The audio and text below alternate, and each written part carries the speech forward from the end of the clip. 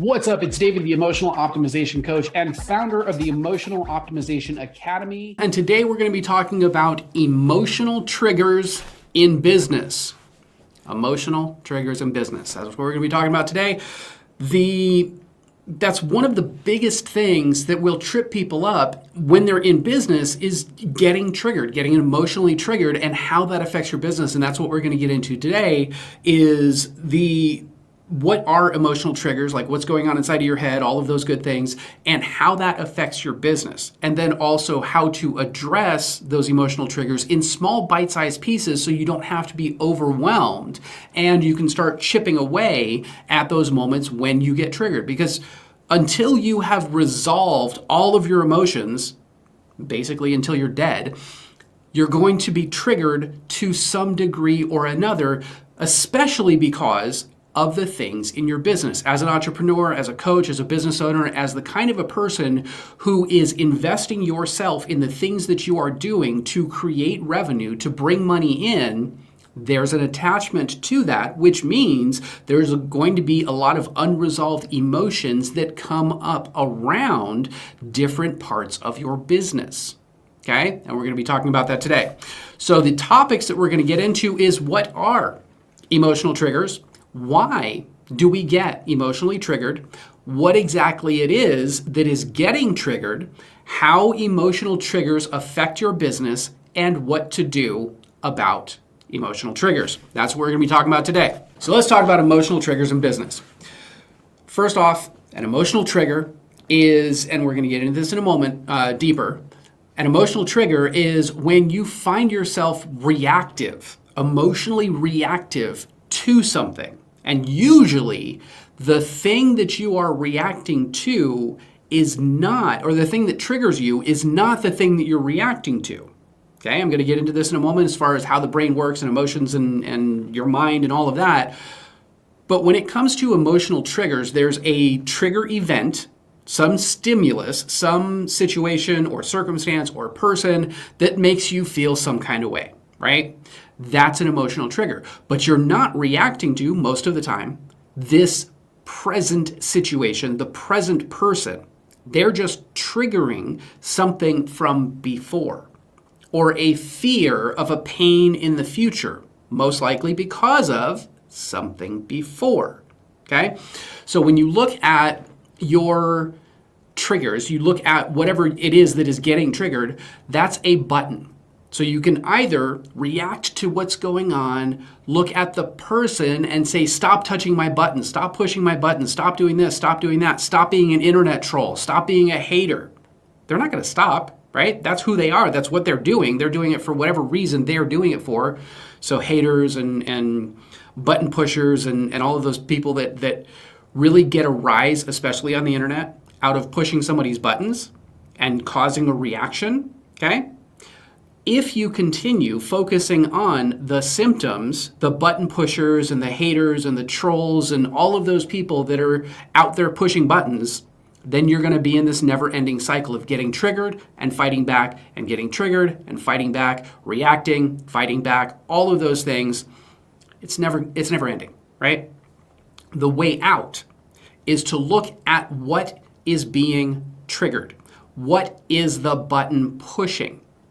And then go back and resolve that, work through that piece by piece. And again, this is not something that you have to do all at once. You can peel it away layer by layer whenever you notice yourself getting triggered, whenever you notice yourself having a reaction, whenever you notice that you still have a button that's being pushed. Work on the button. Over time, the discharged emotion makes the button not work. So you can have all the haters and all the trolls in the world pushing buttons and you're like, I don't know why you're doing this. I mean, I do know, but it's not affecting me. So go off in your little troll world, go find somebody else to push a button. Help them work through their triggers, right? So what are emotional triggers?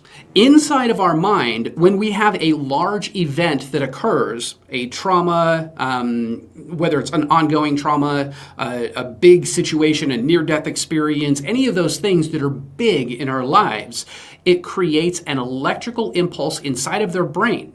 Right? So an electrical impulse inside of the brain, the bigger the event, the bigger the impulse. right? The bigger the electrical charge that is stored in your brain.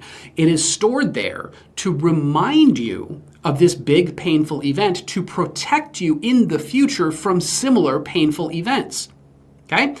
And until we resolve the charge, until we create a way to discharge that electrical impulse in the brain, the electrical charge inside of the brain, then we're going to continue being reactive. Okay? So emotional triggers are any time that you have something in the present state that reminds you or triggers this old electrical impulse, the old electrical charge, the emotional charge that is still there. Okay? So when your button gets pushed, that's where your mind is going to. It's going to the big event. It's going to the electrical charge. It's going to the reaction that is designed to keep you safe from the pain of the event that happened repeating. Okay? So your mind is working as designed. It's doing its job to protect you the best way that it knows how by reminding you, hey, this is very similar to this thing that happened when we were 5. We don't ever want that to happen again. So pay attention. These are warning signs that this is going to happen again, or that it might, right? So the brain is reminding you of this big event to protect you from the event repeating, from the pain of the event repeating. Okay? So that is what an emotional trigger is. When you have an emotional charge that has not been dissipated, that you have not created a way to vent or release the emotional charge.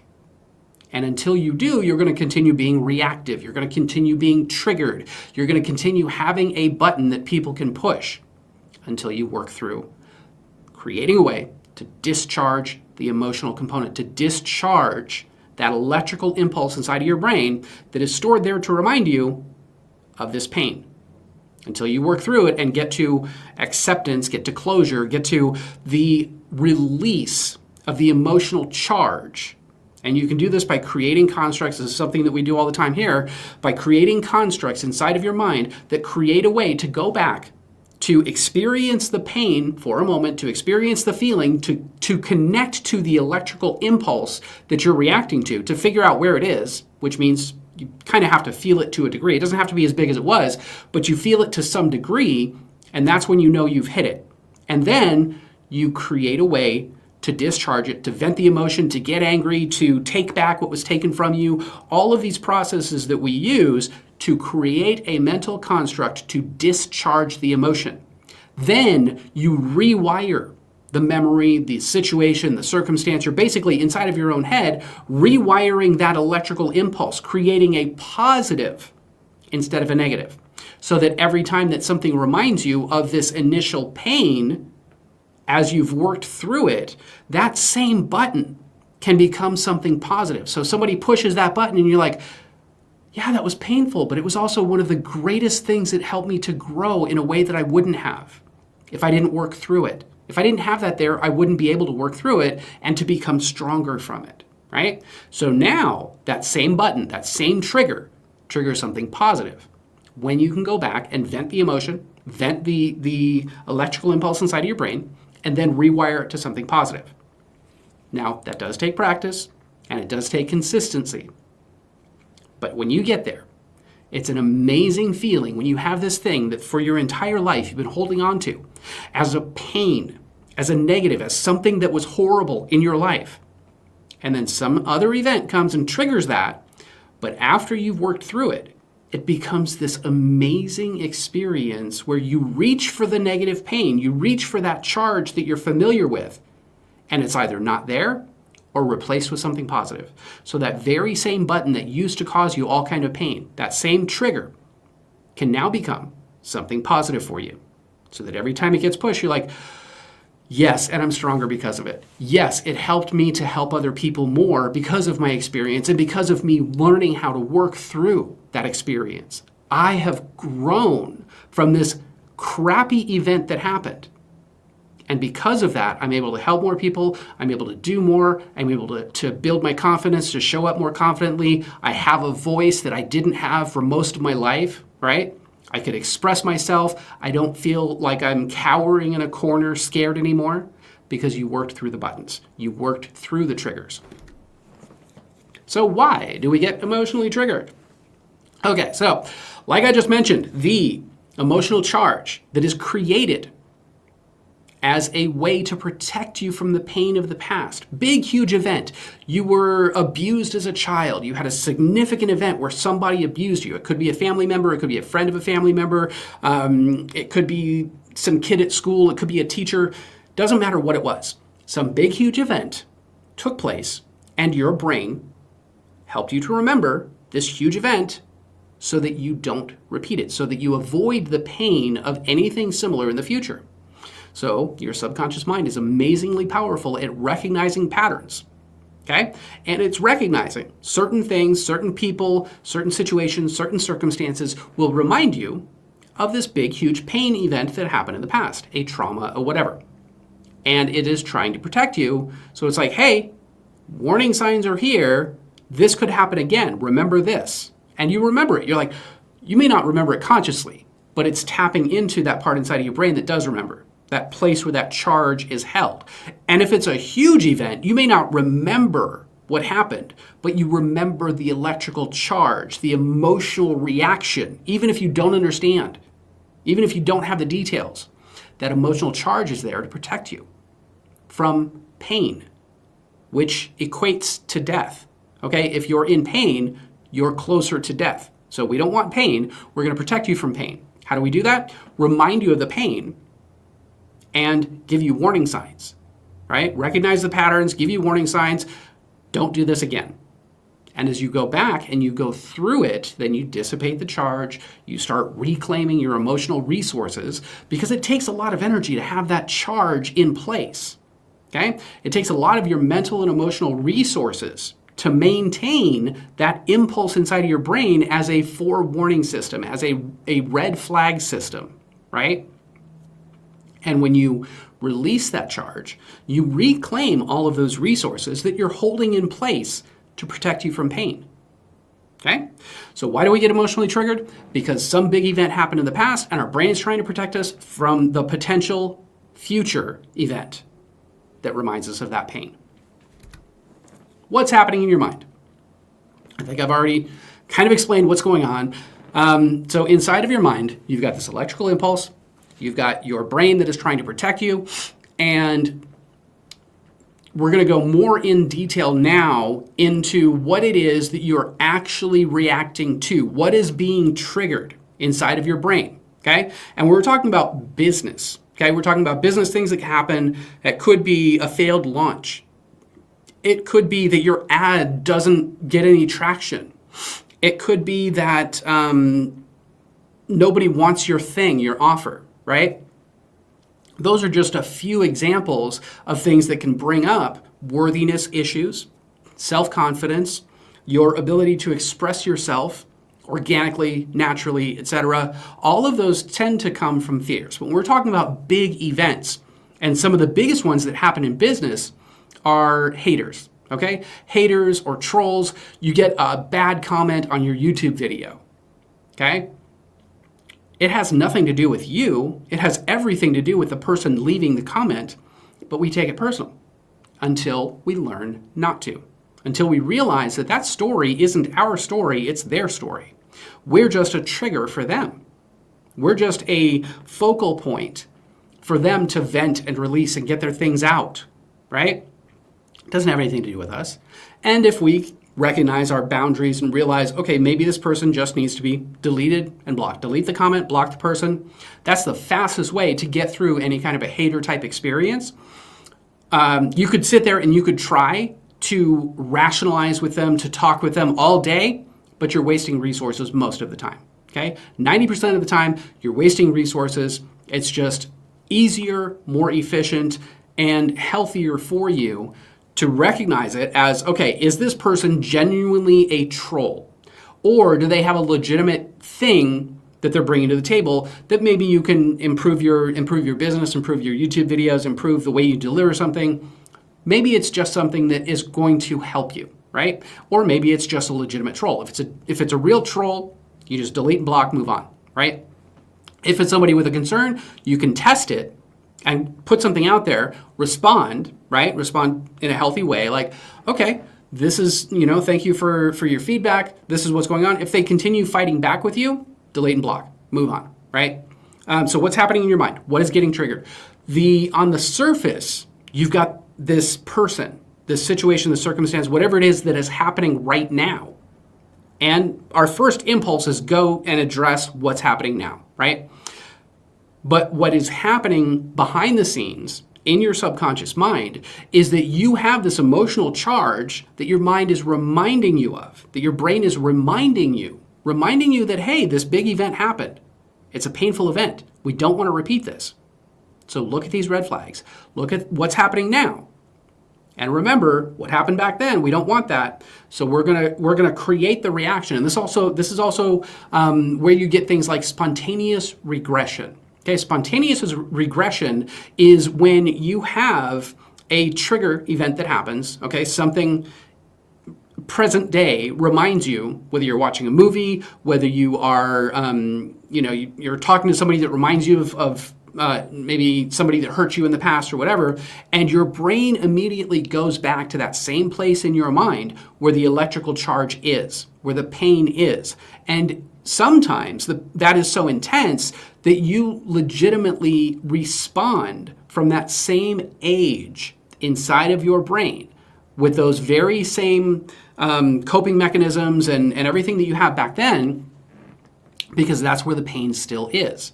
And this can also be a great indicator to where the pain got stuck, what is actually being triggered. So if you go back and you get triggered, you have some event that happens right now, and you get triggered maybe back to you're responding like you're 5. You're acting like you're a 5-year-old. Well, that's an indication that maybe something happened at the age of around 5 years old because you're spontaneously regressing to this experience of a 5-year-old. Okay? So that's a great way to take a look and figure out where these things got stuck. What it is that got stuck, why it got stuck, all of those things are parts that your brain also has the capability to handle, to work through when it's given permission to go back, to stop reacting to what's happening right now and to start looking back to what you're actually reacting to, what it is that is actually getting triggered. Okay? Because if somebody, says something crappy to you, it's not the situation now that you're reacting to. It's maybe your mom was very abusive mentally and emotionally. Maybe not physically, maybe just mentally and emotionally, and she always talked down about you. Okay? You're not good enough. You're never going to amount to anything.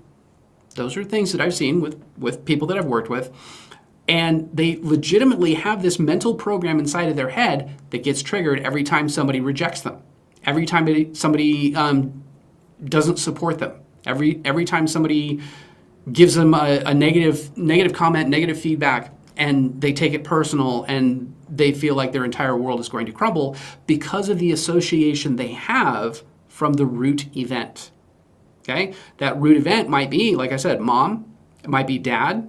You're never good enough. That's not clean. That's not done right. You're a failure. You always get bad grades in school, so you must be a failure.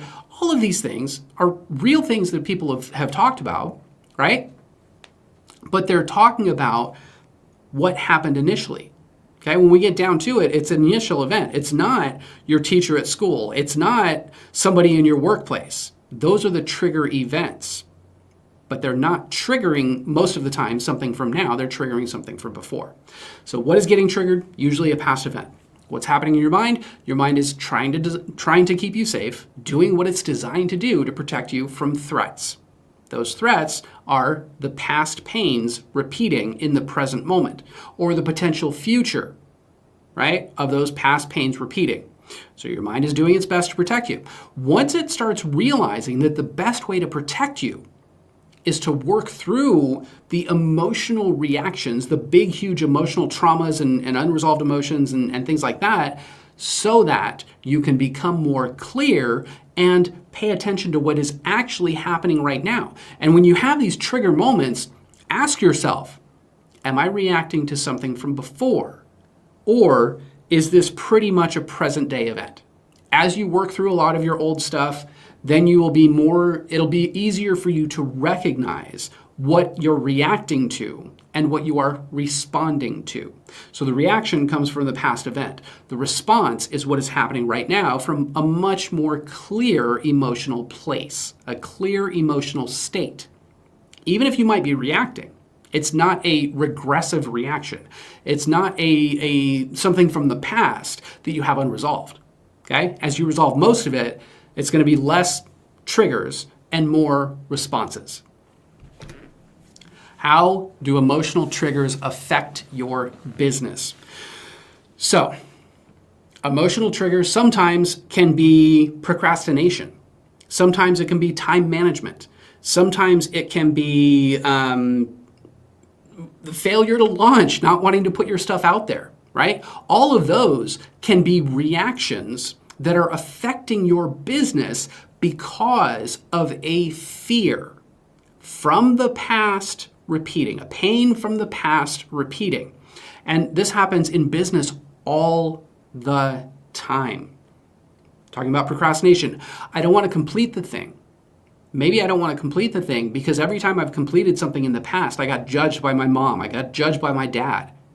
It was never good enough. So I'm not good enough. Okay? So that's one of the elements of procrastination. I'm not going to do the thing because if I do the thing, I'm going to have all the eyes on me. I'm going to have the spotlight on me. I'm going to be the center of attention, which means I'm the center of attack. Okay? It's a procrastination. Time management. If you're always scrolling on Facebook, if you're always scrolling on social media and you can't get anything done, well, chances are, again, you're protecting yourself or trying to protect yourself from the pains of the past repeating. Okay? So, putting yourself out there, speaking up, creating healthy boundaries in your business. Okay? People pleasing. People pleasing behavior is a huge thing where you are protecting yourself from not being good enough or doing enough for other people, because if other people are satisfied, if they've got everything they need, then you're safe instead of being yourself. Okay? When you are overextending to the point where you are neglecting yourself, that is a people pleasing behavior. That is putting yourself last, and that comes from a pain from your past. So when you find yourself reacting before you can even think, saying yes before you even take an assessment and ask yourself if it's really anything that you want to do or something that you want to do, that's an emotional reaction. That is going to massively affect your business. So on the flip side, when you work through these emotional triggers, when you work through these buttons that are causing this reaction inside of your head, that because it's on a subconscious level, you may not understand it. You may not even realize that you're doing it or realize why you're doing it. As you work through these things, then this positive part of your brain that is designed to help you go on adventures and go out and explore and put yourself out there more and play and have fun and grow, right? That part inside of your brain is going to massively catapult your business as you find peace inside, as you realize there is no threat from putting yourself out there. The real threat is holding yourself back because of something that happened in the past. Okay? If you want to skyrocket and catapult your business, you've got to work on yourself, because the better you are, the better your business becomes.